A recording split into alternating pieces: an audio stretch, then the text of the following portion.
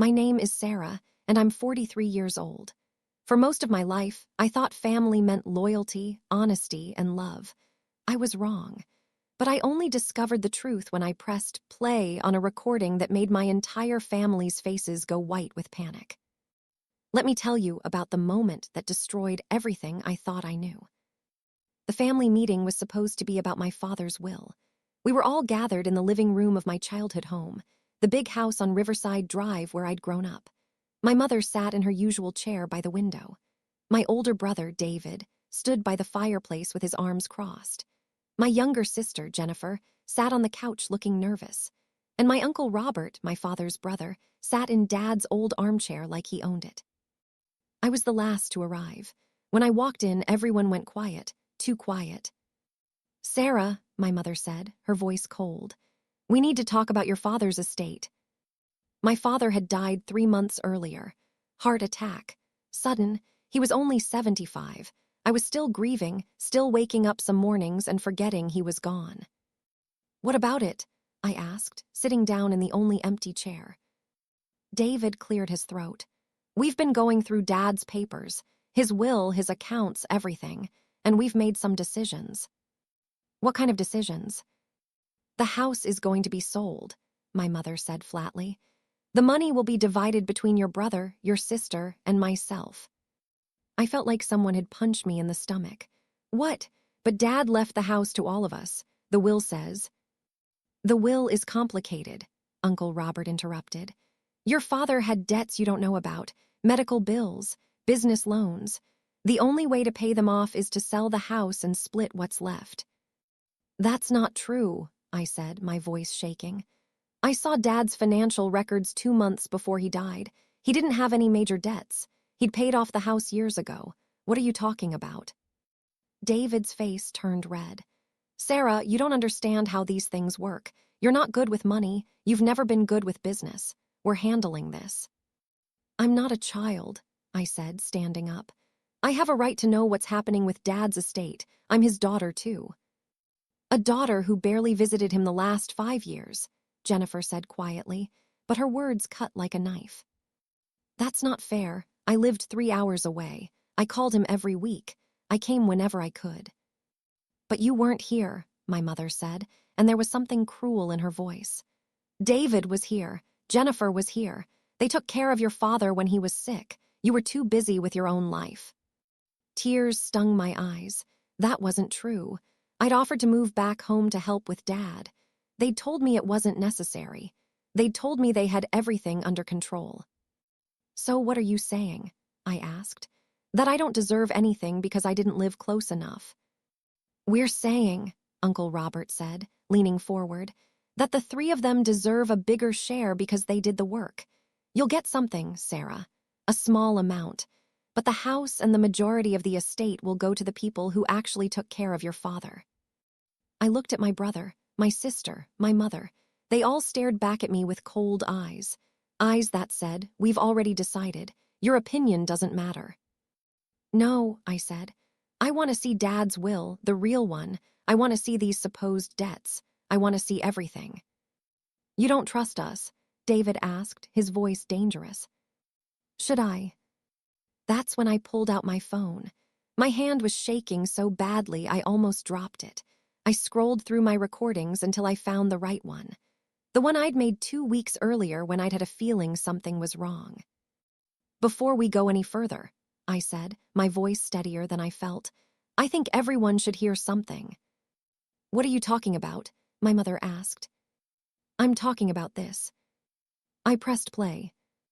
At first, there was just the sound of people moving around, chairs scraping. Then voices, clear voices. David's voice. "She's going to ask questions. Sarah's not stupid." Uncle Robert's voice. "Then we don't give her the chance to ask. We tell her the house has to be sold because of debts. We show her some fake invoices if we have to. She lives 3 hours away. She can't verify anything quickly." My mother's voice. "And if she demands to see the real will?" Jennifer's voice, quiet but clear. "We tell her Dad changed it before he died. We have that lawyer friend of David's who can create a new version, one that leaves most of everything to the 3 of us." My uncle's voice again. The key is to move fast. Sell the house before she can get a lawyer involved. Once it's sold and the money's divided, what can she do? Sue us. That would take years and cost more than her share is worth. Laughter. They'd been laughing about stealing from me. Then David's voice, cold and final. Sarah doesn't need to know what Dad really left her. She doesn't need to know that he wanted her to have the house. She was never really part of this family anyway. She left. This is our reward for staying. I pressed stop. The silence in the room was deafening. Every face had gone completely white. My mother's hand was pressed against her throat. David looked like he might be sick. Jennifer was staring at the floor. Uncle Robert had stood up, his face twisted with rage. "Where did you get that?" David demanded. "That's illegal. You can't record people without permission." "I can in this state," I said, surprised by how calm my voice sounded.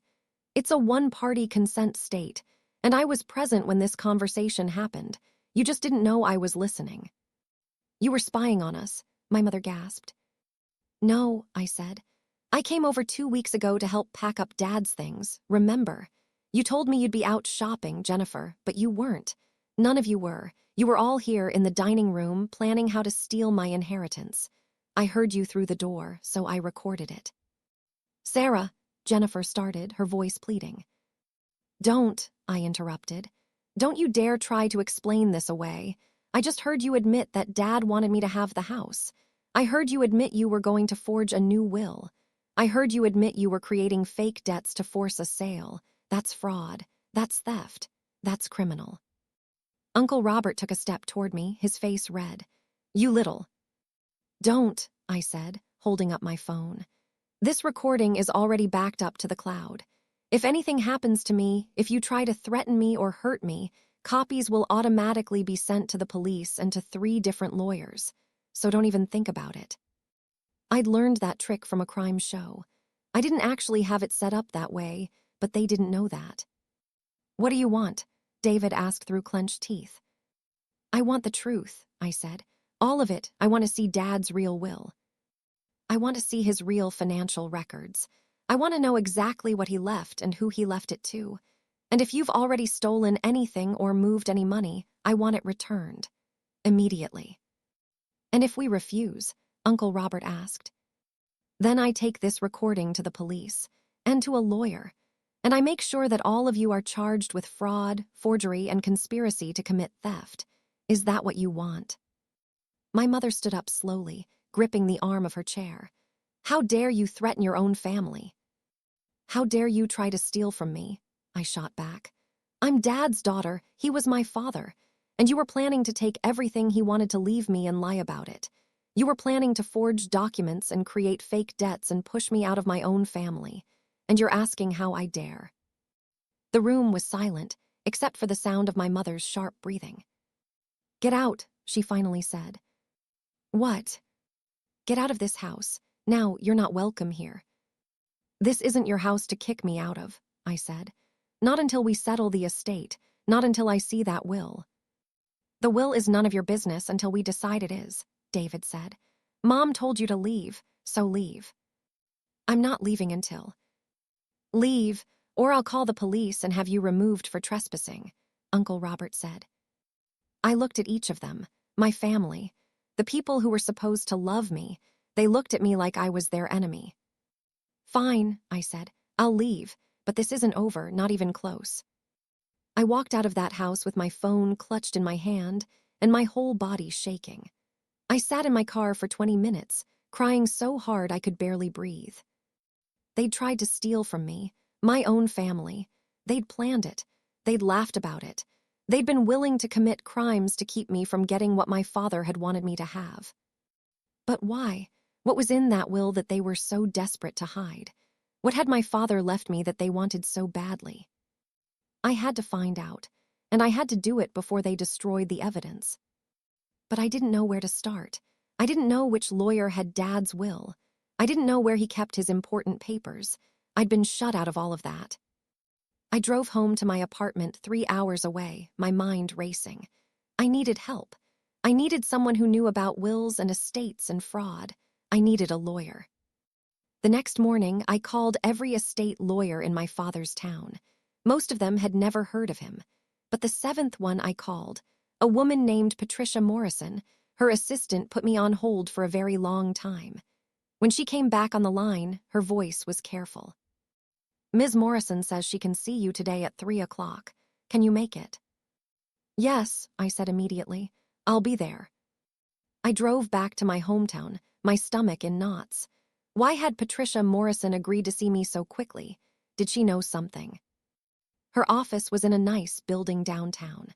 The waiting room had expensive furniture and paintings on the walls.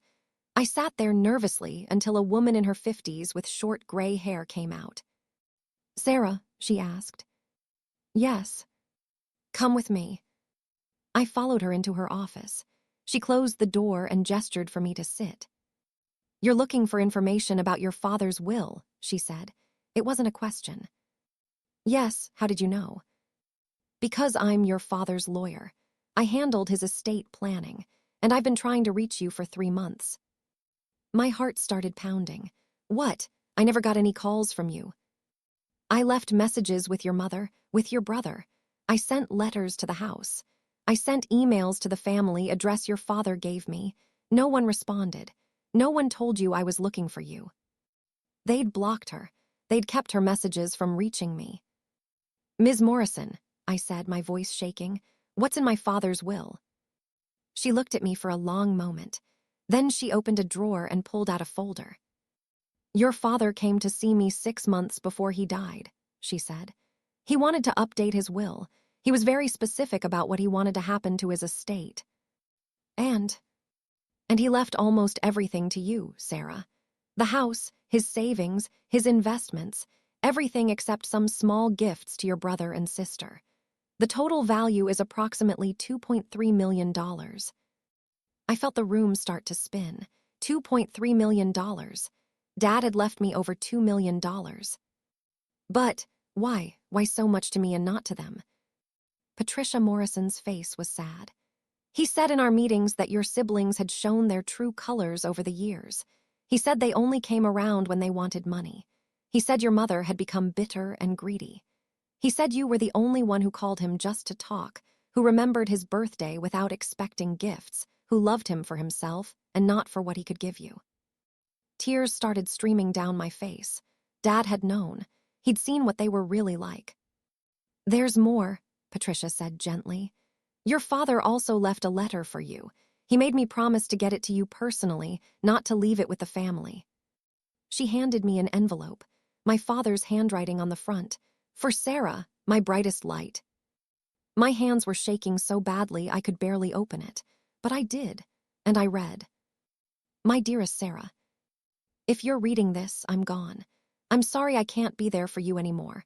I'm sorry for so many things. I need to tell you the truth about your brother, your sister, and your mother. For years, they've been taking advantage of me. David borrowed money for his business and never paid it back, over $200,000. Jennifer came to me constantly with made-up emergencies, always needing money. Your mother spent money like it was water, then blamed me when we had problems. But you, Sarah, you never asked me for anything. You called to ask how I was feeling, not what I could give you. You remembered the little things, my favorite books, the stories I told about my childhood. You saw me as a person, not a wallet. That's why I'm leaving almost everything to you. Not to punish them, but to reward you. You're the daughter I'm most proud of. You're the one who made my last years worth living. I know they'll fight this. I know they'll try to take what I've left you. That's why I've made sure the will is ironclad. That's why I've hired Patricia Morrison, the best estate lawyer in the state. She'll help you. Stand strong, Sarah. Don't let them bully you. You deserve every penny I'm leaving you. You earned it with your love, your kindness, and your genuine care for your old dad. I love you more than you'll ever know. Dad. I sobbed. Right there in Patricia Morrison's office, I sobbed like a child. My father had known I loved him. He'd known the difference between me and the others. He'd protected me even after his death. I'm sorry, I said, wiping my eyes. I'm sorry, I just... Don't apologize, Patricia said, handing me a box of tissues. I've seen your father's video recording of his will reading. He was very clear about his wishes and why he made them. He loved you very much, Sarah. Video recording. Your father requested that I record him reading his will and explaining his decisions. It's legal in this state, and it makes the will much harder to contest. Would you like to see it? Yes, I whispered. She turned her computer screen toward me and pressed play. There was my father, sitting in this same office, looking tired but determined. My name is Robert James Patterson, he said in the video. This is my last will and testament, recorded on February 15th, in front of my attorney, Patricia Morrison, to ensure there is no doubt about my wishes or my mental state when I made these decisions. He went on to explain everything: the money he'd lent to David that was never repaid, the constant demands from Jennifer, my mother's spending problems. He explained how I was the only one who'd visited him just to visit, not to ask for money. He explained his decision to leave almost everything to me. I know this will cause problems, Dad said in the video. I know David and Jennifer will be angry. I know my wife will be furious. But I'm doing what I believe is right. Sarah has earned this through her genuine love and care. The others have shown me what they really value, and it isn't me.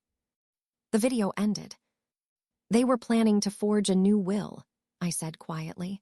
They were going to create fake debts and sell the house before I could find out the truth. I suspected something like that when no one would return my calls, Patricia said. That's why I'm glad you found me. We need to act quickly. What do we do? First, we file the will with the probate court immediately. Today. That makes it official and on record. Second, we get a court order to freeze all of your father's accounts and assets so nothing can be moved or sold. Third, we inform your family that any attempt to interfere with the estate will result in criminal charges. They're going to hate me, I said. They already do, Patricia said bluntly. They hate that you were loved more. They hate that your father saw through them. They hate that they can't steal what's rightfully yours. Sarah, you're not destroying your family. They destroyed it themselves with their greed. She was right. I knew she was right, but it still hurt. There's one more thing, I said. I pulled out my phone. I have a recording of them admitting they were planning to forge the will and create fake debts. Patricia's eyes lit up. May I hear it? I played it for her. When it finished, she was smiling grimly. This is perfect. This proves intent to commit fraud. With this recording and your father's video will, there's no way they can contest anything. They're caught completely. What happens now? Now, Patricia said, we go to war. But Sarah, I need you to be ready. Your family is going to do everything they can to fight this. They're going to say terrible things about you. They're going to try to turn other relatives against you. They're going to claim your father was mentally ill or that you manipulated him. Are you prepared for that? I thought about my father's letter, his love, his trust, his belief in me. Yes, I said, I'm ready. But I wasn't ready. Not really. Because I had no idea how far my family would go to destroy me. Before we continue, I need your support. If you're loving this story, please subscribe and hit that like button. Turn on notifications so you never miss these powerful emotional stories. Drop a comment and tell me, what part of the world are you watching from? And what would you do if your family tried to steal from you? Let me know. The next day, Patricia Morrison filed my father's will with the probate court. She also filed for an emergency restraining order to freeze all of Dad's accounts and prevent the sale of any property. The judge granted it immediately after seeing Dad's video and hearing my recording. That's when all hell broke loose. My phone started ringing at 6 a.m. I was still asleep when the first call came through. I ignored it, then another call, and another. By the time I woke up, I had 37 missed calls, all from family members. I sat up in bed, my heart pounding. 37 calls in 2 hours. What was happening? I listened to the voicemails. The first few were from David, his voice tight with rage. Sarah, what the hell have you done? Call me back now. The next one was worse. You selfish, ungrateful little witch. You went to a lawyer behind our backs. You filed paperwork to freeze Dad's accounts. How dare you? This is our family business, not yours to interfere with. Then came ones from Jennifer, crying and pleading. Sarah, please, you don't understand what you're doing. You're tearing this family apart. Mom is devastated. Please just call me back. We can work this out. We can fix this. My mother left only one message. It was short and cold. You are no longer my daughter. Don't ever contact me again. I sat there in bed, shaking, no longer her daughter. She'd disowned me, all because I wouldn't let them steal from me. There were messages from cousins I hadn't talked to in years, from my father's old friends, from neighbors who'd known me since I was a child. All of them said basically the same thing. How could I do this to my grieving family? How could I be so selfish? Didn't I know my father would be ashamed of me? But they didn't know the truth. They only knew whatever story David and my mother had told them. My phone rang again. This time it was Uncle Robert. Against my better judgment, I answered. Hello. You stupid girl, he snarled. Do you have any idea what you've done? I protected my inheritance from thieves, I said, surprised by how calm I sounded. Thieves, we're your family. That money should be shared equally. Your father was sick when he made that will. He wasn't thinking clearly. He didn't know what he was doing. He was perfectly healthy when he made the will, I said. It was recorded on video. He explained exactly why he made his decisions, and he knew exactly what he was doing. That video can be challenged. We'll prove he was under duress. We'll prove you manipulated him against us. Good luck with that. The lawyer has records of every conversation. Dad came to her office alone. He made his decisions without anyone influencing him. Uncle Robert's voice dropped to something dangerous. Sarah, you need to think very carefully about what you're doing. You're making enemies of your entire family. Is that really what you want? You made enemies of me when you tried to steal from me, I shot back. I didn't start this. You did. We're family. Family takes care of each other. Family shares. Then why were you planning to give me nothing? Why were you going to forge a will and create fake debts? That's not sharing, Uncle Robert. That's stealing. He was quiet for a moment. Then, that recording is illegal. You can't use it in court. Actually, I can. This is a one-party consent state. I was present during the conversation. It's completely legal. And even if it wasn't admissible in court, it's enough to get the police interested in investigating fraud. Is that what you want? You wouldn't dare call the police on your own family. Try me. I hung up. My hands were shaking so badly I dropped the phone. But I felt something else too. Power. For the first time in this whole mess, I felt like I had some control. My phone buzzed with a text message. It was from Jennifer. Sarah, please, can we just talk? Just you and me. No lawyers, no recordings, just sisters, please. I stared at that message for a long time. Part of me wanted to believe her. She was my little sister. We'd shared a room growing up.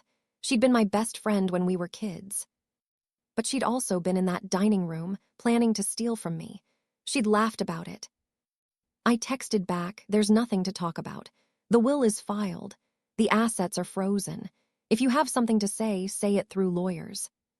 Her response came immediately. You've changed. You used to care about family. Now you only care about money. Dad would be so disappointed in you. That one hurt. It hurt because I'd been thinking the same thing. What if Dad would be disappointed in how I was handling this? What if he'd wanted me to share despite what the will said? But then I remembered his letter. Stand strong, Sarah. Don't let them bully you. I texted back, Dad left me a letter. He told me exactly what you all were like. He told me you'd try to make me feel guilty. He told me not to give in, so I won't. No response after that. The next few days were a nightmare. My family launched a campaign against me. They posted on social media about how I was destroying the family over money. They painted themselves as victims and me as a greedy monster who'd manipulated their sick father. Cousins and aunts and uncles, who I'd loved my whole life, started posting things like, "So sad when money destroys family bonds," and praying for the Patterson family during this difficult time when greed has invaded their hearts. They never mentioned me by name. but everyone knew who they were talking about. I got messages from people I'd gone to high school with. Wow, Sarah, I never thought you'd be this kind of person. From my father's old coworkers. Your dad was such a good man. I'm sure he'd want his kids to work together, not fight. From neighbors. I heard what you're doing to your poor mother. She's heartbroken. How can you be so cruel? Every single message was like a knife in my heart. These people believed I was the bad guy. They believed I was the one tearing the family apart.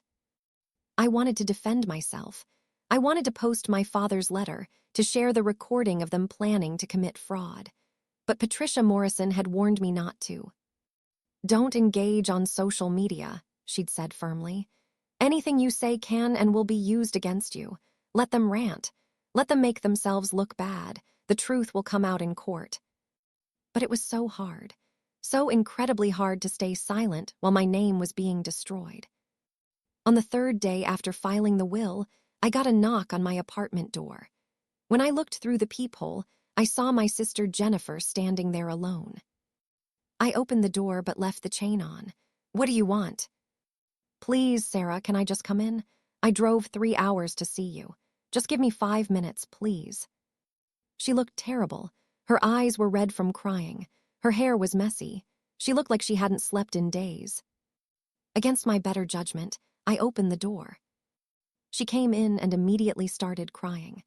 Sarah, I'm so sorry. I'm so sorry for everything. Are you really? I asked, keeping my distance. Yes, I never wanted any of this. David and Uncle Robert, they convinced me that Dad had made a mistake. They said Dad wasn't thinking clearly when he made the will. They said he was mad at them for some stupid argument, and that's why he left everything to you. That's not true. I know that now. I read the letter Dad left you. David showed it to me. He was furious about it, but I read it and I realized Dad was right about all of us. I stared at her. David has Dad's letter to me. How? Jennifer looked uncomfortable. He broke into Patricia Morrison's office, or had someone do it. I don't know exactly, but he got copies of everything. The video, the letter, all of it. My blood ran cold. He broke into my lawyer's office. Sarah, you don't understand how desperate he is. David's business is failing. He owes money to some very bad people. He was counting on Dad's inheritance to save him. Without it, he's going to lose everything. That's not my problem. I know it's not, but he's my brother and he's scary right now, Sarah. I'm worried about what he might do. What do you mean? Jennifer twisted her hands together nervously. He's been talking about making you look bad, really bad. He's been talking to people, spreading rumors. He told Aunt Martha that you put Dad in a nursing home against his will. He told the Johnsons next door that you stole money from Dad's wallet when you visited. He's making up all these lies, and people are believing him. Why are you telling me this? Because I'm scared, Jennifer said, tears streaming down her face. I'm scared of what this family has become. I'm scared of what David might do, and I'm scared that I've lost my sister forever. She reached out to touch my arm, and I stepped back. Jennifer, you were in that room. You helped plan how to steal from me. You laughed about it. I know, she sobbed. And I hate myself for it. I was weak. I let David and Uncle Robert convince me that we deserved more because we'd been here and you hadn't. But Sarah, I loved Dad too. I miss him too. And when I read his letter, when I realized he saw right through all of us, it broke my heart. What do you want from me? I asked. I want to make it right. I want to testify for you. I want to tell the court that David and Uncle Robert planned the whole thing. I want to tell them about the fake will David had created. I want to help you. I wanted to believe her. God, I wanted to believe her so badly, but I'd been burned before. Why should I trust you? Because I brought you this, she said, pulling a USB drive from her pocket. It's a recording of David and Uncle Robert talking 2 days ago. They're planning to challenge the will. They're planning to claim Dad had dementia. They even have a doctor friend who's willing to write a false report saying Dad was mentally incompetent. I took the USB drive with shaking hands. You recorded them. Yes, the same way you did, because I realized They'd do the same thing to me if they could. If Dad had left everything to me instead of you, they'd be trying to steal it from me too. This isn't about family. It's about greed. And what do you want in return for this? Jennifer looked at me with sad eyes. Nothing. I don't want anything. Dad left me $50,000 in his will. That's more than fair. I don't deserve more than that after what I did. I just want my sister back. Eventually, when you're ready to forgive me. I didn't know what to say. I held the USB drive in my hand, feeling its weight. I need to go, Jennifer said. David doesn't know I'm here. If he finds out, he'll... Just be careful, Sarah. He's not thinking clearly anymore. Promise me you'll be careful. I promise, I said quietly. She hugged me quickly, and then she was gone. I stood there in my apartment, looking at the USB drive. Was this real, or was it another trap?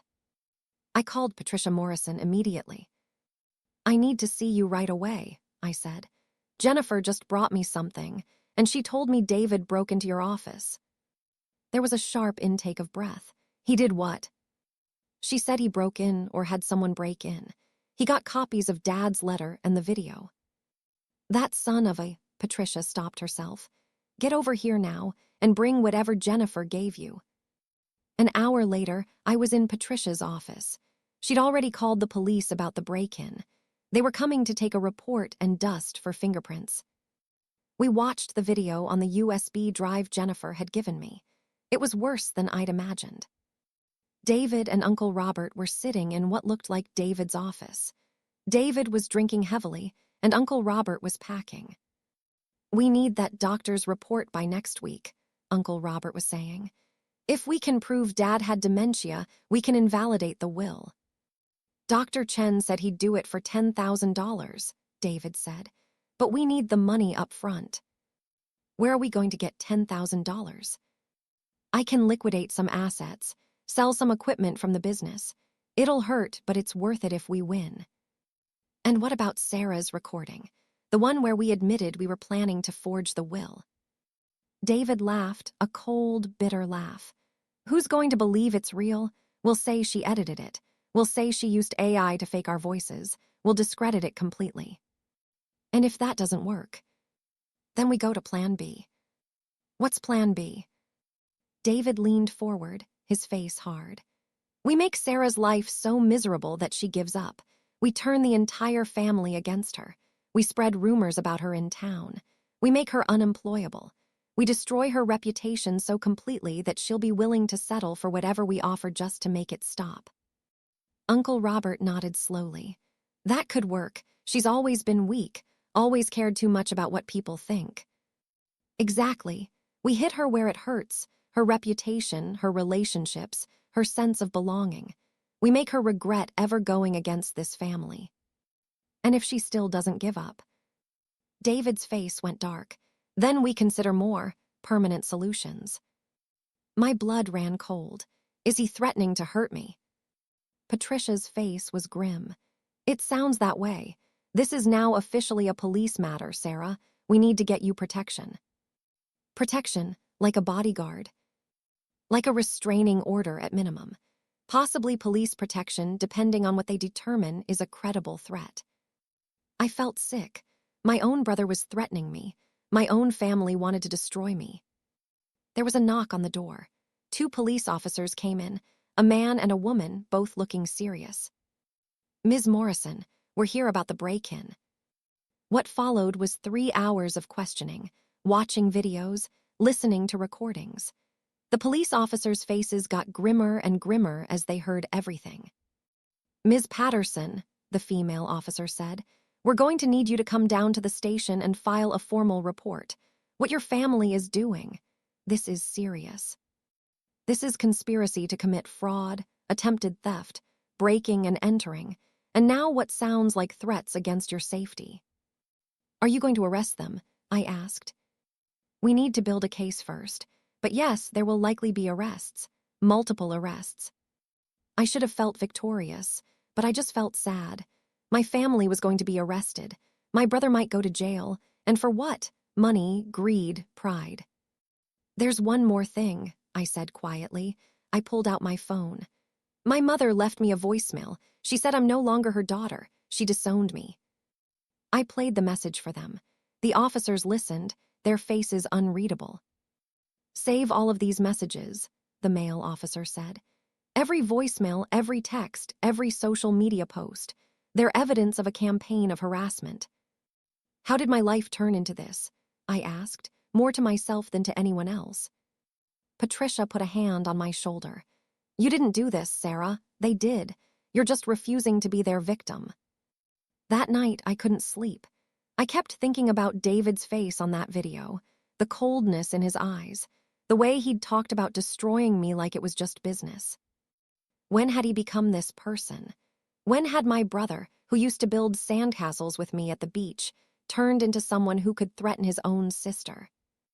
Or had he always been this way, and I'd just been too blind to see it? At 2 a.m., my phone buzzed. A text from an unknown number.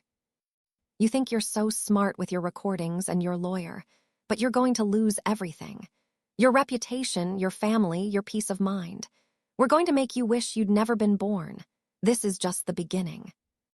My hands shook as I screenshot the message and forwarded it to Patricia and the police. Another text came through. Sleep tight, little sister. We know where you live. I locked every door and window in my apartment. I pushed my dresser in front of my bedroom door. I sat up all night with my phone in my hand, ready to call 911. But no one came. The psychological torture was worse than any physical threat. They wanted me scared. They wanted me paranoid. They wanted me to break. But I wouldn't break. I couldn't, because Dad had believed in me. He'd trusted me to be strong. And I wasn't going to let him down. The next morning, Patricia called with news. The police executed a search warrant on David's home and office this morning. They found the forged will. They found the fake debt documents. They found everything. What happens now? Now they're arresting David and Robert for conspiracy to commit fraud, attempted theft, and breaking and entering. Your mother and Jennifer are being questioned, but not arrested at this time. Jennifer helped me, I said. She gave me that recording. I know, that's probably why she's not being charged. She cooperated. But Sarah, there's something else. What? David had files on you, photos of your apartment building, your work schedule, places you regularly go. He was surveilling you. I felt like I might throw up. Why? We don't know yet, but the police are taking the threats very seriously now. They're granting you an emergency restraining order, and they're recommending you stay somewhere else for a while. Somewhere your family doesn't know about. Where am I supposed to go? Do you have friends in another city? Anyone who could take you in for a few weeks? I thought about it. I had a college friend, Melissa, who lived 5 hours away. We'd stayed close over the years. I could call her. Maybe, I said. I'll figure something out. Do it today, Sarah. Pack a bag and go. I'll handle everything here. The will is filed, the assets are frozen, and your brother can't touch any of it. You're safe legally. Now we need to make sure you're safe physically. After we hung up, I sat on my couch in shock. This was real. This was really happening. My brother had been stalking me, planning. What? I didn't even want to think about it. I called Melissa. Sarah, oh my God, it's been too long. How are you? Melissa, I need help, I said, and then I started crying. I told her everything, Dad's death, the will, the family's betrayal, the threats. Pack your bags right now, she said immediately. I'm texting you my address. You're coming to stay with me, and you're not going back until those psychos are behind bars. I can't just impose on you. You're not imposing. You're my friend and you're in danger. Now pack. I'll have the guest room ready. I packed quickly, looking over my shoulder the whole time. I kept thinking I heard footsteps outside my door. Kept thinking I saw shadows moving past my windows. I was loading my car when my phone rang. Unknown number again. I almost didn't answer, but something made me pick up. Hello. Heavy breathing on the other end. Then a voice, distorted, mechanical, clearly using some kind of voice changer. You should have shared, Sarah. Now you're going to pay. The line went dead. I dropped my phone. My whole body was shaking. I got in my car and drove away as fast as I could, checking my rearview mirror every few seconds to make sure no one was following me. But as I drove away from my apartment, away from my hometown, away from everything I'd known, I realized something. I wasn't running away. I was regrouping, getting stronger, preparing for the final battle.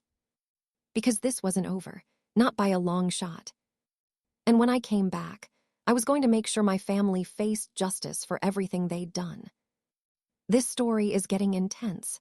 If you're on the edge of your seat, smash that like button and subscribe for more. Turn on notifications so you don't miss the next chapter. Comment below, where are you watching from? And have you ever had someone in your family betray you? Let me know your story. I stayed at Melissa's house for 2 weeks. She lived in a small town 5 hours away from my hometown, in a cozy house with a big yard and a golden retriever named Buster. It was peaceful there, quiet, safe. But I couldn't relax. Every car that drove by made me jump. Every phone call made my heart race. I kept having nightmares about David breaking into Melissa's house, about my family finding me. Melissa was wonderful. She never complained about me being there. She made me tea when I couldn't sleep. She sat with me when I cried. She listened to everything without judgment. "Your family is insane," she said one night as we sat on her porch. "I mean, I knew families could be dysfunctional, but this is next level." "I keep wondering if I did something wrong," I said quietly. "If I should have just shared the inheritance to keep the peace." "Sarah, no." Melissa turned to face me, her expression fierce. "They tried to steal from you. They planned to commit fraud. They threatened you. This isn't about you being generous or keeping peace. This is about criminals getting caught." "But they're my family." "So what? Being related doesn't give them the right to abuse you. Being family doesn't mean you have to be a doormat." I knew she was right, but it still hurt. It hurt so much. Patricia Morrison called me every few days with updates. David and Uncle Robert had been formally charged with conspiracy to commit fraud, attempted theft, and breaking and entering. They'd both posted bail, but were under house arrest with ankle monitors. My mother hadn't been charged with anything because there wasn't enough evidence that she'd actively participated in the planning. But everyone knew she'd known about it. Jennifer had given a full statement to the police, confirming everything in the recordings and admitting her own involvement. In exchange for her cooperation, she wasn't being charged. "The preliminary hearing for the will is in 3 weeks," Patricia told me. "You'll need to be there. The judge will review your father's video, the recordings you made, and hear testimony from both sides. Then he'll decide if the will stands as written or if there are grounds to contest it." "Will David be there?" "Yes, but Sarah, he won't be able to come near you. There's a restraining order. He has to stay at least 100 feet away from you at all times, and there will be security at the courthouse." "What about my mother?" "She'll probably be there too. But Sarah, you need to be prepared. They're going to bring up everything they can to make you look bad. They're going to claim you manipulated your father. They're going to try to paint you as greedy and estranged from the family." "But none of that is true." "I know, and we have evidence to prove it. Your father's letter, his video testimony, phone records showing you called him regularly. We have everything we need to win, but it's still going to be hard to hear them say those things about you." After we hung up, I sat on Melissa's couch and cried. I cried for my father, who died not knowing the war his will would start. I cried for the family I thought I had but never really did.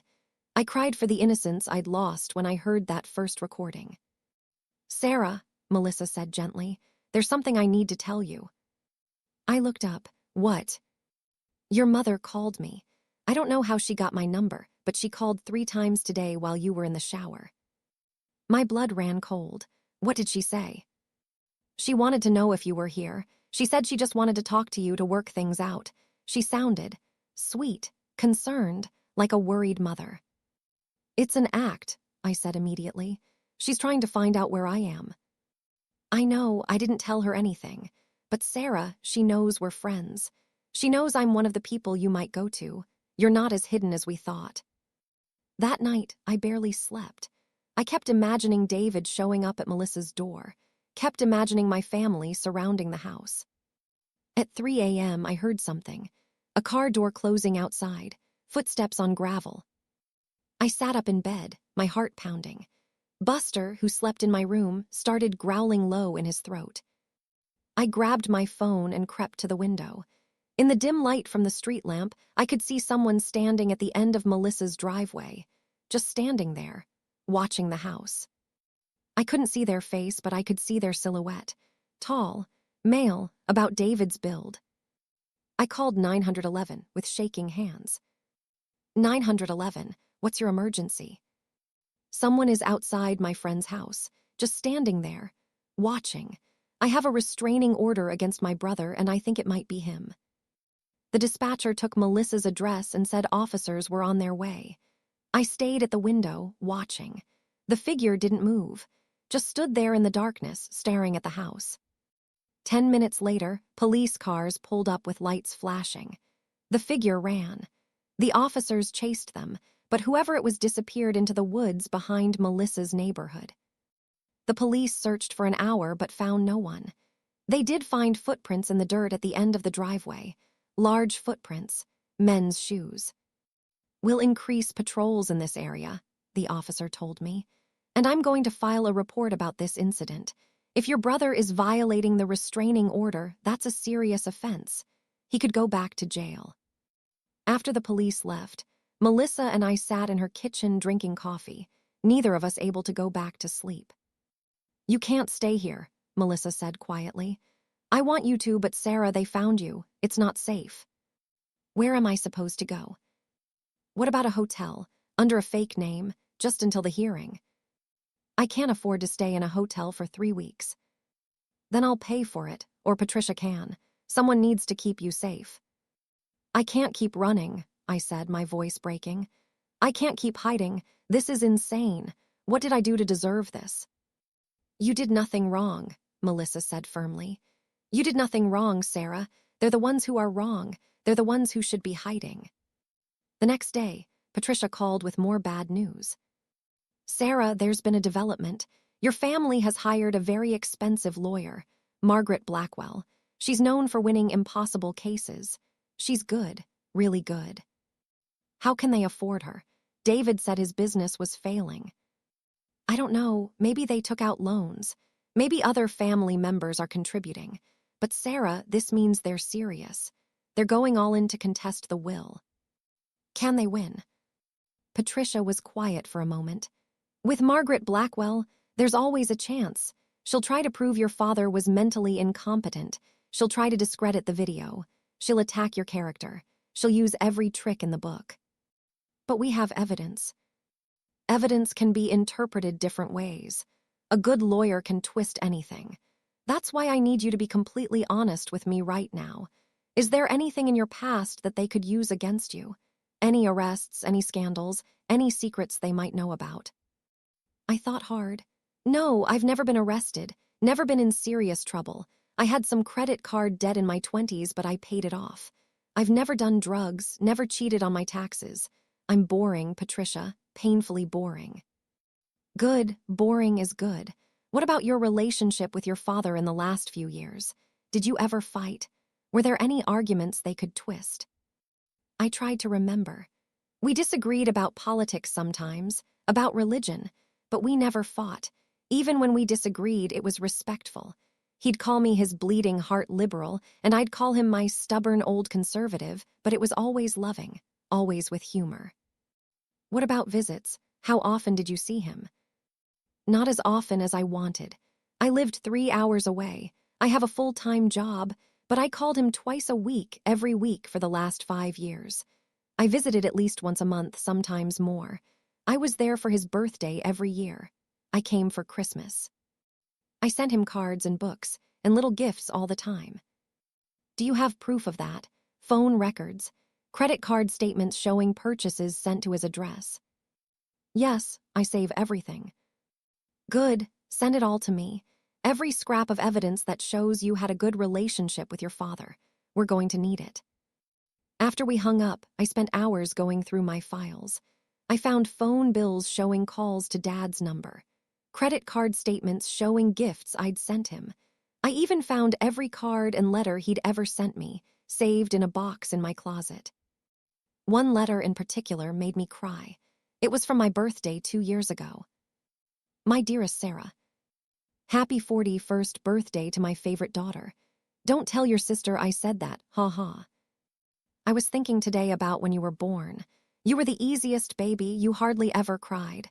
Your mother said you were too good to be true, and you've been that way your whole life. Easy, kind, gentle. The world tried to make you harder. Life threw you challenges. But you stayed soft where it mattered. You stayed kind. I'm so proud of the woman you became. Thank you for calling me every week just to chat. Thank you for remembering my favorite books. Thank you for sending me those silly cat videos that make me laugh. Thank you for being exactly who you are. I love you more than words can say. Dad. I held that letter against my chest and sobbed. My father had loved me, really loved me, not for what I could give him, but for who I was. And my family wanted to pretend that love didn't matter. They wanted to erase it and rewrite history to make me the villain. Well, I wasn't going to let them. 1 week before the hearing, Jennifer called me. I almost didn't answer, but curiosity got the better of me. Hello. Sarah, it's me. Please don't hang up. What do you want, Jennifer? I need to warn you. David knows where you're staying. My blood ran cold. How? He hired a private investigator. I just found out yesterday. Sarah, he knows you're at Melissa's house, and he's planning something. Planning what? I don't know exactly, but he and Uncle Robert have been having meetings with Margaret Blackwell. They're planning their strategy for the hearing. And Sarah, she paused, they're planning to ambush you with something they think will destroy your credibility. What is it? I don't know, they won't tell me. They know I gave you that recording. They don't trust me anymore. But I heard David laughing on the phone yesterday. He said, Sarah thinks she's so smart, but she has no idea what's coming. This is going to destroy her. My hands were shaking. Jennifer, what should I do? I don't know, but Sarah, please be careful. David isn't stable right now. His business is gone. He's facing criminal charges. His wife is threatening to divorce him. He's lost everything, and he blames you for all of it. I didn't do anything to him. He did this to himself. I know that, but he doesn't see it that way. In his mind, you're the enemy. You're the one who ruined his life, and he wants revenge. After Jennifer hung up, I immediately called Patricia. They know where I am, and they're planning something for the hearing, some kind of ambush. Do you know what it is? No, but David seems confident it will destroy my credibility. Patricia was quiet for a moment, thinking. Okay, here's what we're going to do. We're going to prepare for everything, every possible attack they could make. We're going to have responses ready. And Sarah, I need you to move. Today, right now. Pack your things and go to a hotel. I'll text you the address. It's registered under my name, so they can't trace it to you. Patricia, I'm scared. I know, but you're going to get through this. We're going to win this case, Sarah. Your father's will is solid. The evidence is on our side. Whatever they're planning, we'll handle it. I wanted to believe her, but I had a terrible feeling in my gut that something bad was coming. 3 days before the hearing, the bombshell dropped. I got an email from an address I didn't recognize. The subject line said, "You should see this before the hearing." I almost deleted it as spam, but something made me open it. Inside was a link to a website. When I clicked it, my blood turned to ice. It was a fake blog, made to look like it had been running for years. And it was full of posts supposedly written by me, horrible, hateful posts about my father. My father is such a selfish old man. He has all this money and won't share it with his own children. He's going to die soon anyway. Why should he hoard it? Dad called me today. I pretended to care about his boring stories, but really I was just checking in to make sure he remembered me in his will. I'm Dad's favorite, which means I'll get the most when he dies. My siblings are idiots if they think they'll get an equal share. Post after post, all dated over the past few years. all painting me as a cold, calculating person who only cared about money. It was all fake, complete fabrication, but it looked real. The timestamps looked real. The formatting looked like a real blog. This was David's ambush. This was what he'd been planning. I called Patricia, barely able to speak through my panic. They made a fake blog. They're going to use it to prove I was manipulating Dad. They're going to say I only pretended to care about him so I'd get the inheritance. Send me the link, now. I sent it. 5 minutes later, Patricia called back. Okay, I've looked at it. It's definitely fake.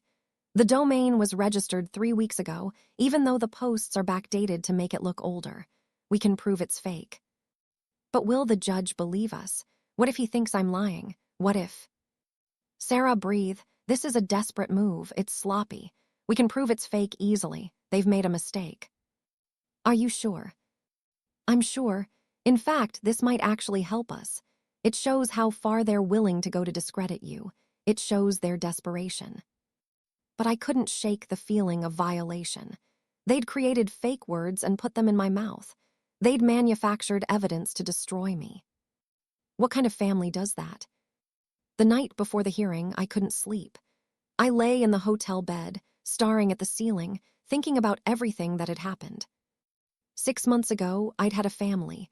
Not a perfect family, but a family. I'd had a mother and a brother and a sister and an uncle. I'd had cousins and aunts and relatives who I thought cared about me. Now I had none of that. My mother had disowned me. My brother wanted to destroy me. My sister was trying to help me, but even she had betrayed me once. My uncle hated me, and my extended family believed whatever lies David told them. All I had left was a lawyer I was paying by the hour, a friend who was risking her own safety to help me, and the memory of a father who'd loved me enough to protect me even after death. Was the money worth all this pain? Was the inheritance worth losing my entire family? But then I thought about what Patricia had said. They destroyed the family, not you. They chose greed over love. And she was right. I hadn't started this war. I just refused to surrender.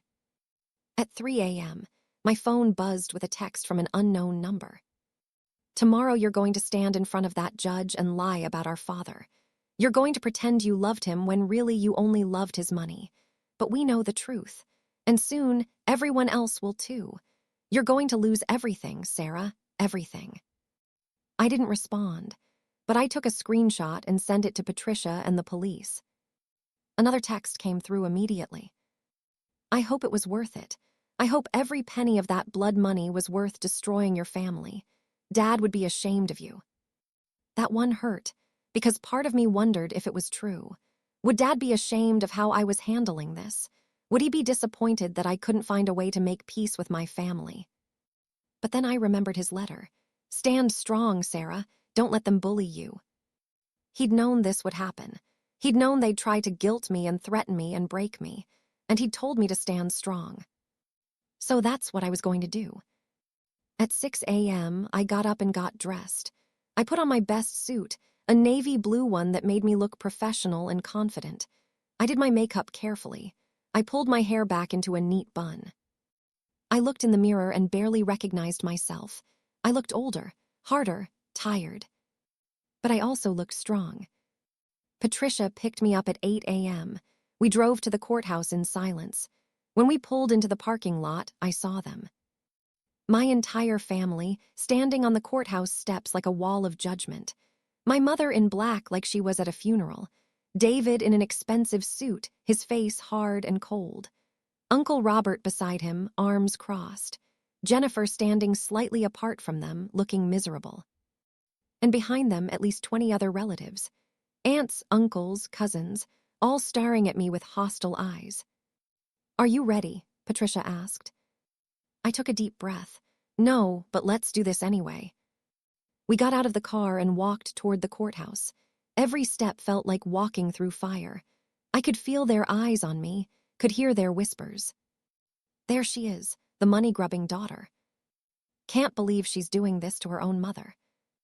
Poor Robert. He loved his brother so much, and Sarah is spitting on his memory. I kept my head up, kept walking. Patricia walked beside me, her hand on my elbow, steadying me. As we reached the steps, David stepped forward. The restraining order said he had to stay 100 feet away. But he stopped just at the limit. "You still have a chance to do the right thing," he called out. "Drop the will contest. Share the inheritance like a decent human being. It's not too late." I looked at him, really looked at him. This man who used to be my brother. This man who used to protect me from bullies in school. This man who'd taught me to ride a bike. "You tried to steal from me," I said quietly. "You threatened me, you stalked me, you created fake evidence against me, and you think I'm the one who needs to do the right thing." "I tried to save this family," he shouted. "You're the one destroying it." "No, David. You destroyed it the moment you decided greed was more important than love." I walked past him into the courthouse. Behind me, I heard my mother's voice. "You'll regret this, Sarah. Mark my words. You'll regret this for the rest of your life." Maybe I would, but I'd regret giving in even more. Inside the courtroom, I sat beside Patricia at the plaintiff's table. David, Uncle Robert, and their lawyer Margaret Blackwell sat at the defense table. The room filled with family members and curious observers. The judge entered, a stern-looking woman in her 60s with sharp eyes. "All rise for the Honorable Judge Catherine Mills." We all stood, and as we sat back down, I felt the weight of everything that was about to happen. This was it, the moment of truth, the moment when everything would be decided. Patricia leaned over and whispered, "Whatever happens, remember, you have the truth on your side, and the truth always wins eventually." I hoped she was right, because if she wasn't, I was about to lose everything.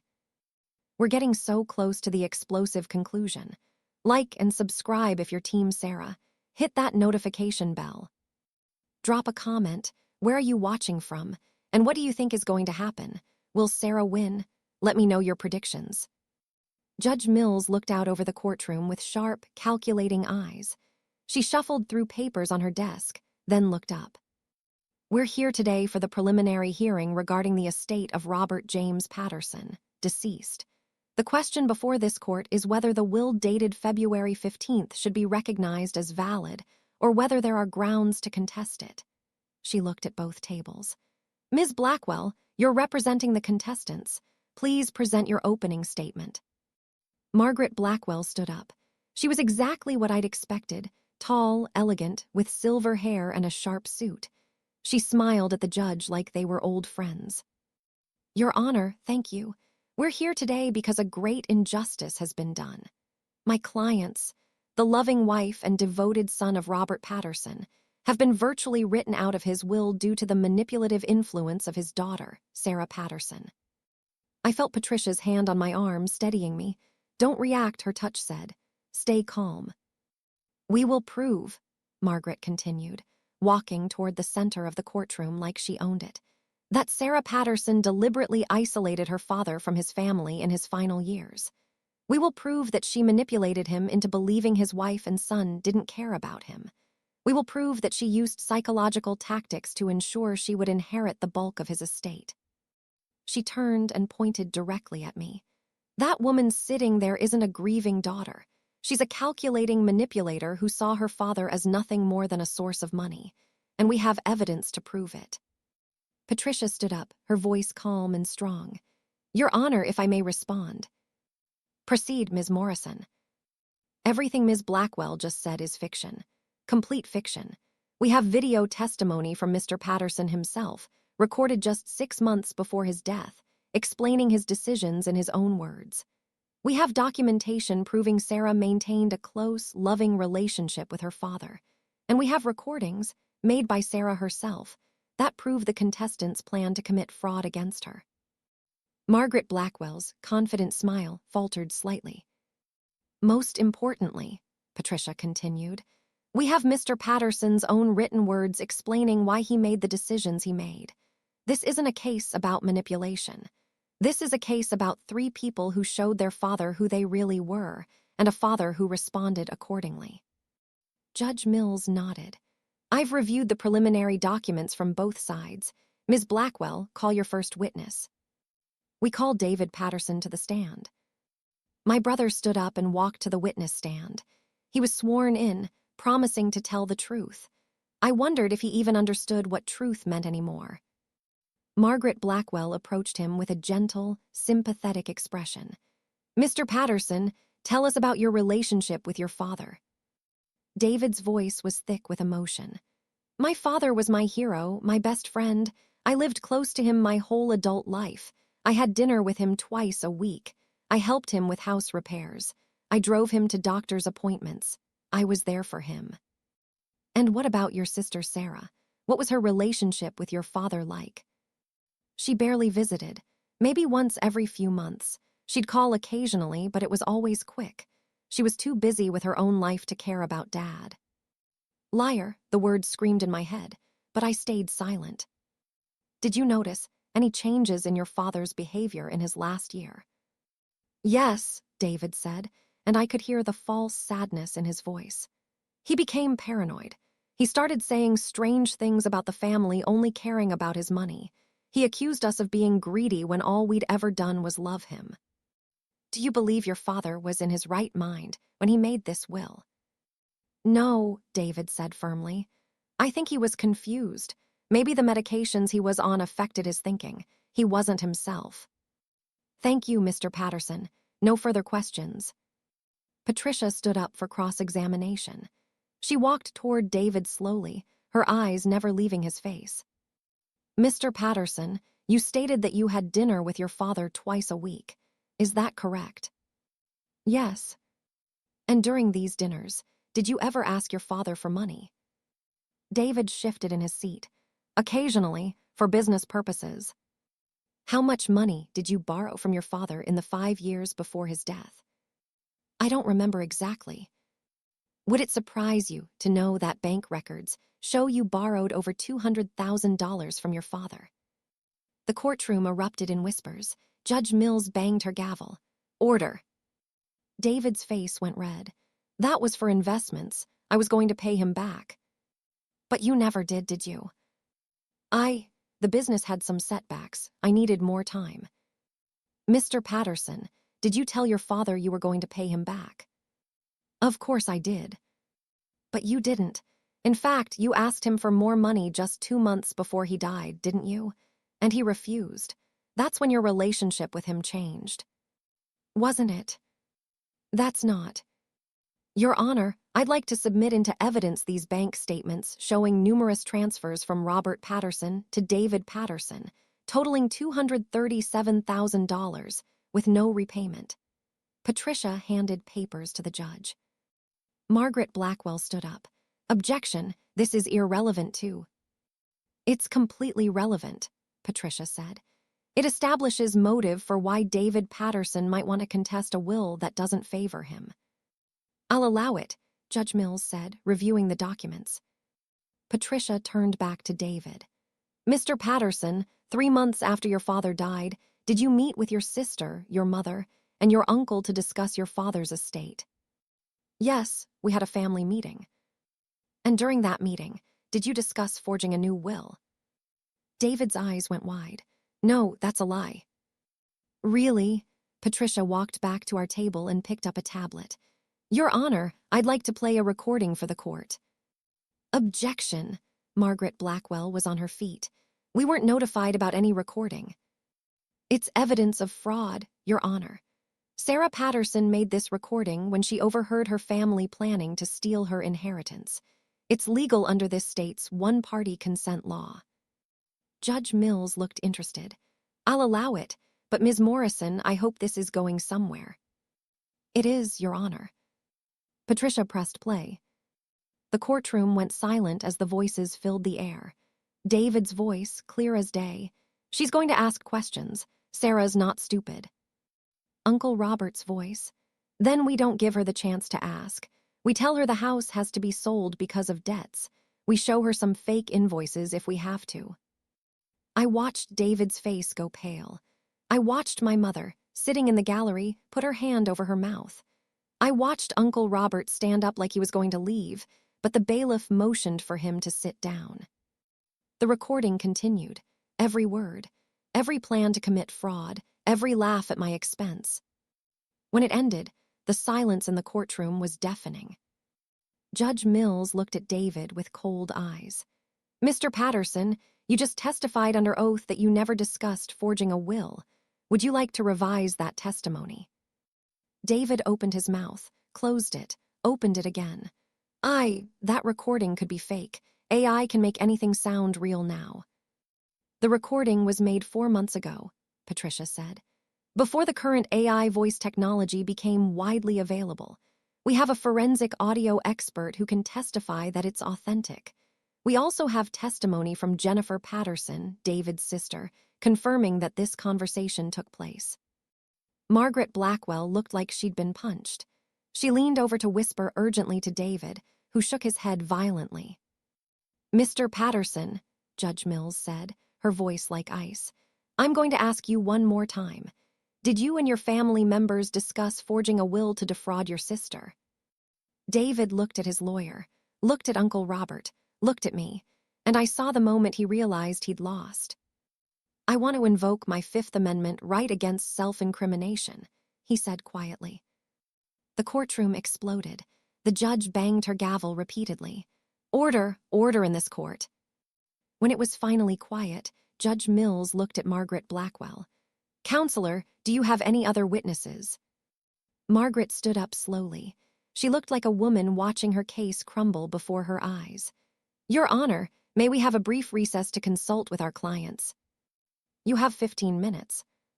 During the recess, Patricia and I sat in a small conference room off the courtroom.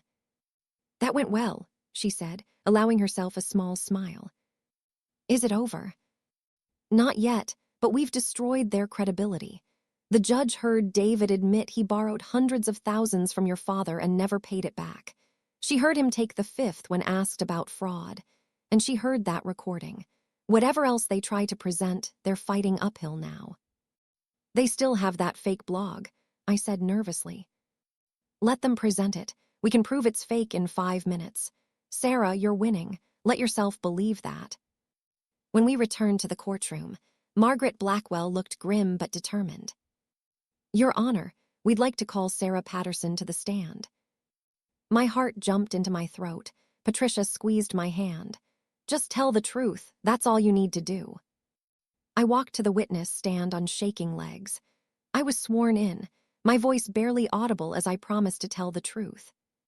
Margaret Blackwell approached me with a cold smile. "Ms. Patterson, you've painted quite a picture of yourself as the devoted daughter, but I have some questions about that." "Okay," I said quietly. "How often did you visit your father in the last year of his life?" "I visited him once a month, sometimes more." "Once a month, while your brother visited twice a week. Doesn't that seem like a big difference?" "I lived 3 hours away. My brother lived 20 minutes away. I called my father twice a week, every week." "So you say, but we only have your word for that." Patricia stood up. "Your Honor, we have phone records to verify Sarah's claims. Would Ms. Blackwell like to see them?" Margaret's lips thinned. "That won't be necessary. Ms. Patterson, isn't it true that you have significant debt?" "I had credit card debt in my 20s. I paid it off years ago." "But you did have financial problems." "I had normal debt that most young people have. I managed it responsibly and paid it off." "Isn't it true that you saw your father's estate as a way to secure your financial future?" "No, I never thought about my father's money. I loved him for who he was." "Really? Then why do you have a blog where you wrote extensively about how you couldn't wait for your father to die so you could inherit his money?" My blood ran cold. Here it was, the ambush. "I don't have a blog," I said firmly. "Your Honor, I'd like to submit this into evidence." Margaret handed a folder to the judge. "This is a printout of a blog written by Sarah Patterson over the past 3 years. In it, she details her plans to manipulate her father and secure the inheritance." Judge Mills looked through the printout, her expression unreadable. Patricia stood up. "Your Honor, that blog is a complete fabrication. The domain was registered 3 weeks ago, despite the posts being backdated. We have documentation proving it's fake." "Your Honor," Margaret said smoothly, Ms. Morrison would say anything to protect her client. This blog is real. It's been online for years.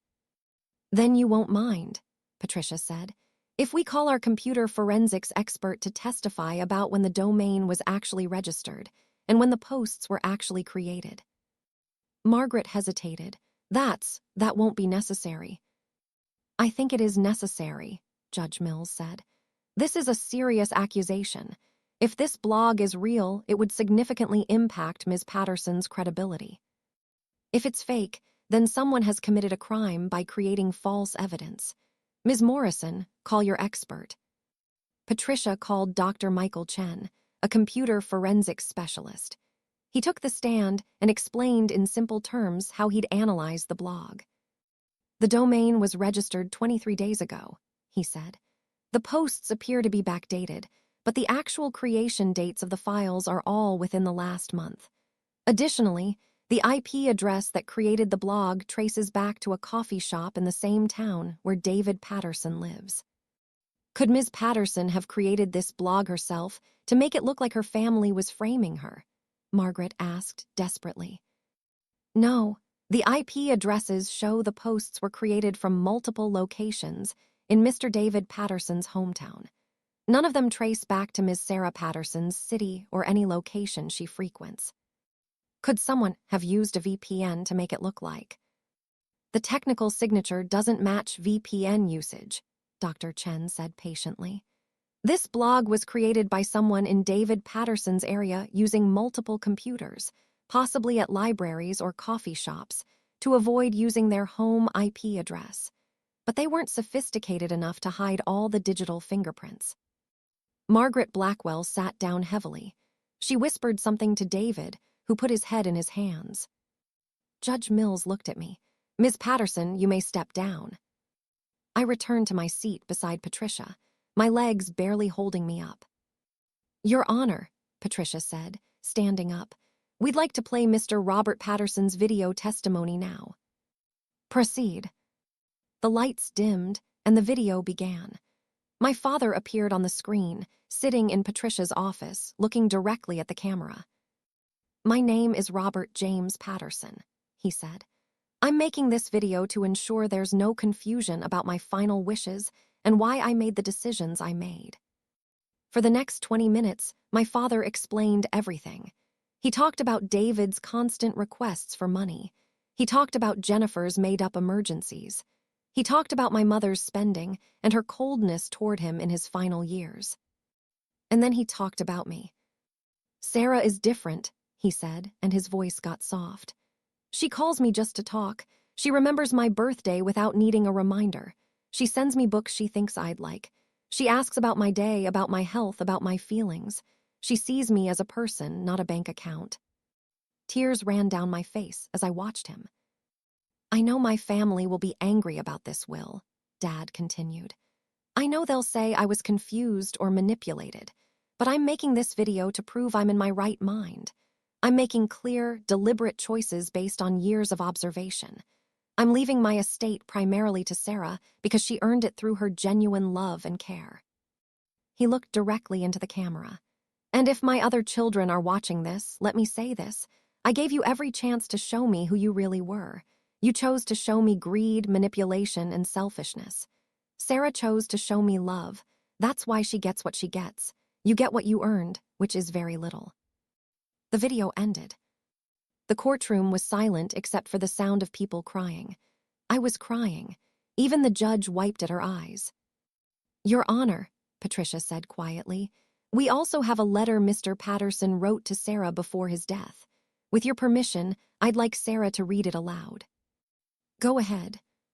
With shaking hands, I took the letter from Patricia. I stood up and read it to the courtroom.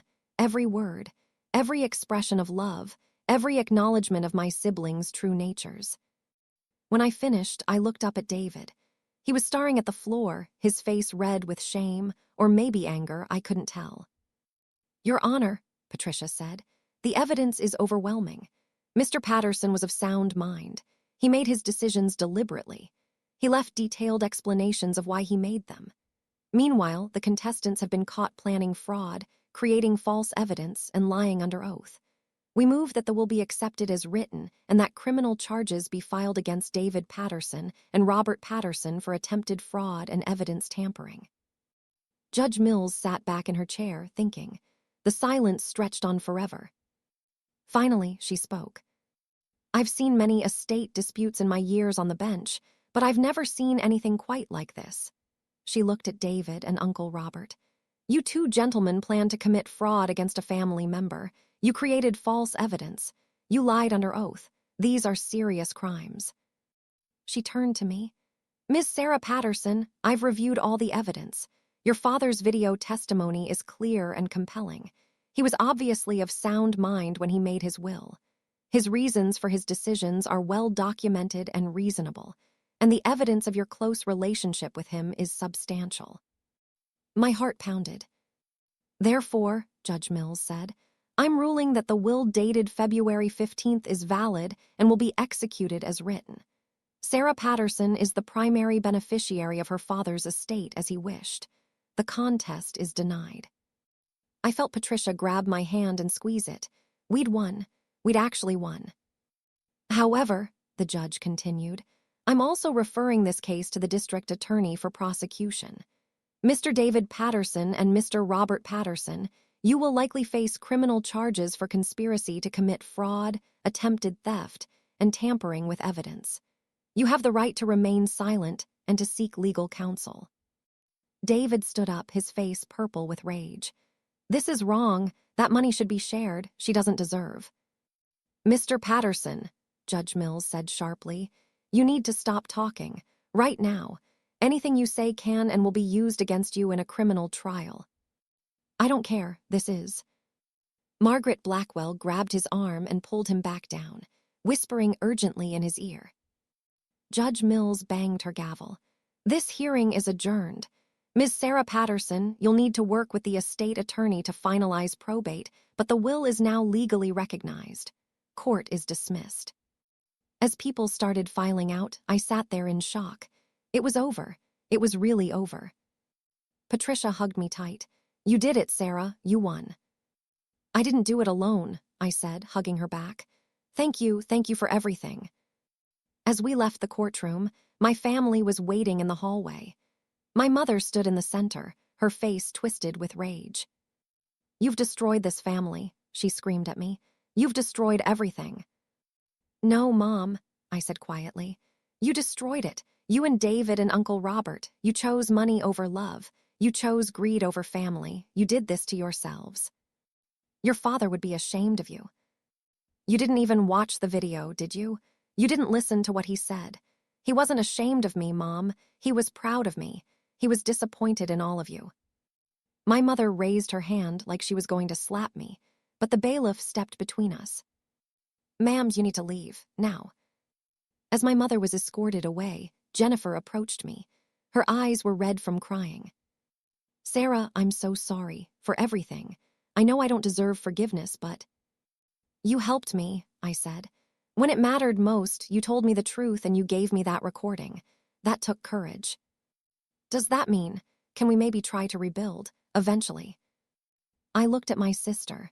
She'd betrayed me, but she'd also tried to make it right. Could I forgive her? Could we ever be sisters again? "Maybe," I said honestly, "but it's going to take time, a lot of time." She nodded, tears streaming down her face. "I understand. I'll wait, however long it takes." As Jennifer walked away, Uncle Robert approached. Unlike the others, he wasn't angry. He just looked defeated. "You know," he said quietly, "my brother used to tell me how proud he was of you. I thought he was being soft. I thought you were playing him. But he was right about you, and he was right about us." "Uncle Robert." "No, let me say this. We were greedy. We saw money and we stopped seeing people. We stopped seeing family. And now we've lost everything. The money, the family, our reputations, maybe our freedom. And for what?" He looked at me with sad eyes. "I hope you use that money to do good things, Sarah. Better things than we would have done with it. Your father chose well." Then he walked away, leaving me standing there with tears running down my face. 3 months later, the estate was settled. After taxes and fees, I inherited $2.1 million, the house, and Dad's personal belongings. David and Uncle Robert were both charged with conspiracy to commit fraud and evidence tampering. They took plea deals. David got 2 years in prison. Uncle Robert got 18 months. Their lawyer, Margaret Blackwell, was investigated by the state bar for knowing about the fake blog and was eventually suspended. My mother never spoke to me again. She moved to Florida to live with her sister. Sometimes I wonder if she ever realized what she'd lost by choosing the wrong side. Jennifer kept her word. She didn't push for a relationship, but she sent me birthday cards and Christmas cards. Small gestures saying, "I'm here when you're ready." After a year, I called her. We talked for 3 hours. It was awkward and painful, but it was a start. As for me, I did what Uncle Robert suggested. I used the money to do good things. I paid off Melissa's mortgage as thanks for protecting me. She cried for an hour when I told her. I donated $500,000 to a charity that helps families facing financial fraud, something I now knew too much about. I set up a scholarship fund in Dad's name for students studying social work or counseling, fields that help people and families. I kept the house but turned it into something new. I renovated it and turned it into a safe house for people escaping financial abuse from family members. It's called Robert's House, after my father. Every person who stays there gets legal help, counseling, and support to rebuild their lives. And I kept Dad's study exactly as he left it. His books, his desk, his reading chair. Sometimes I sit in that room and read his favorite books and feel close to him again. 1 year after the trial, I was in Dad's study when I found something I'd missed before. A small envelope tucked inside his copy of To Kill a Mockingbird, his favorite book. Inside was a note in his handwriting. "Sarah, if you're reading this, you found my hiding spot. Good job. You always were the observant one. I hid this here because I knew you'd read this book eventually. You always loved it as much as I did. I want you to know that I'm proud of you, not because of anything you did or any choice you made. I'm proud of you for who you are. You're kind in a world that rewards cruelty. You're honest in a world full of lies. You're generous in a world obsessed with greed. Don't let what happened with your family change that. Don't let their betrayal make you hard or bitter. Keep being you, Sarah. The world needs more people like you. I love you to the moon and back, Dad." I sat in his chair and cried, but they were good tears, healing tears. Today, 5 years after the trial, I have a good life. Not a perfect life, but a good one. Jennifer and I have rebuilt our relationship slowly. She helps me run Robert's house now. She works with the families who stay there, using her own experience of betrayal and redemption to help them heal. I never reconciled with my mother or David. Some relationships are too broken to fix, and that's okay. I've learned that sometimes the family you choose is more important than the family you're born into. I think about Dad every day. I wonder what he'd think of Robert's house. I think he'd be proud. I think he'd be happy that his money is helping people instead of sitting in a bank account. And sometimes, late at night, when I'm sitting in his study reading one of his books, I swear I can feel him there with me. Proud, loving, at peace.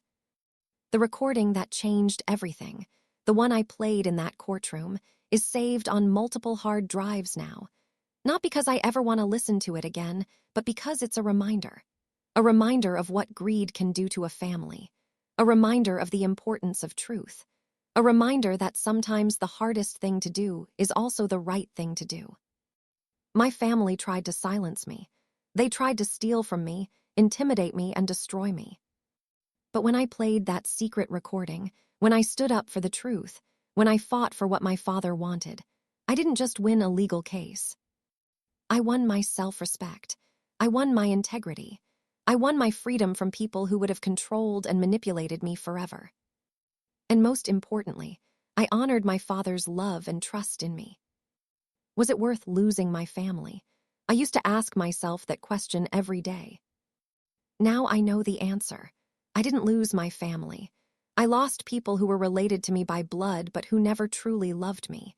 And in exchange, I gained something more valuable, peace, purpose, and the knowledge that I did the right thing even when it was hard. Dad's last words in his video have stayed with me. Stand strong, Sarah. Don't let them bully you. You deserve every penny I'm leaving you. You earned it with your love, your kindness, and your genuine care. I stood strong, Dad, just like you taught me.